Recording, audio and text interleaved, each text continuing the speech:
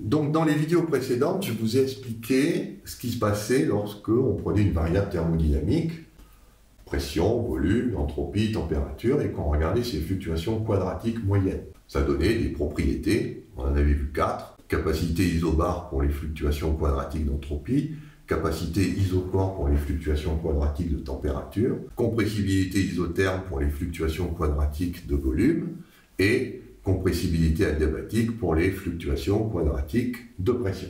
Maintenant, on va s'intéresser à ce qu'on appelle les fluctuations croisées. C'est-à-dire, j'ai une variable qui fluctue, par exemple, ici ça va être le volume, et j'ai une autre variable qui peut fluctuer aussi, c'est l'entropie. Et au lieu de regarder la corrélation de la variable avec elle-même, on va regarder ce qu'on appelle la corrélation croisée. C'est-à-dire, est-ce qu'il y a une corrélation entre la variation du volume et la variation d'entropie.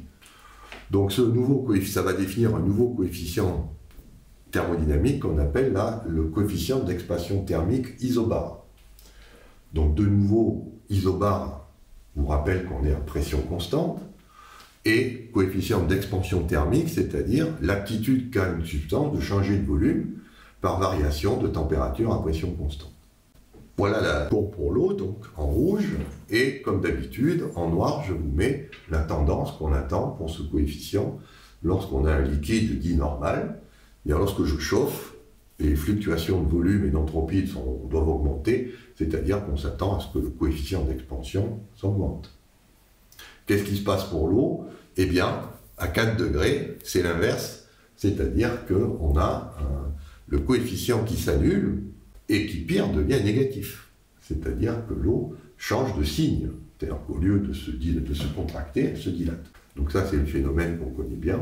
Et ça a des implications extrêmement importantes, puisque si vous prenez par exemple une eau sur la Terre, s'il fait très froid au-dessus de cette eau, eh bien sûr, il va y avoir une couche de glace qui apparaît, mais comme la glace est moins dense que l'eau liquide, elle va rester en surface. Et comme l'eau, comme on l'a vu, a un maximum de densité à 4 degrés, toute eau qui sera à 4 degrés va couler. Principe de la substance la plus dense se retrouve toujours au fond. Et vous comprenez ce qui se passe, c'est que les petits poissons, s'ils se mettent près de la surface, ils risquent de geler, alors que s'ils descendent au fond, ils sont garantis de trouver toujours une température constante de 4 degrés, quelle que soit la température qu'il fait au dehors. Il peut faire moins 70. La température d'une eau suffisamment profonde sera toujours de 4 degrés. Quoi qu'il arrive autour.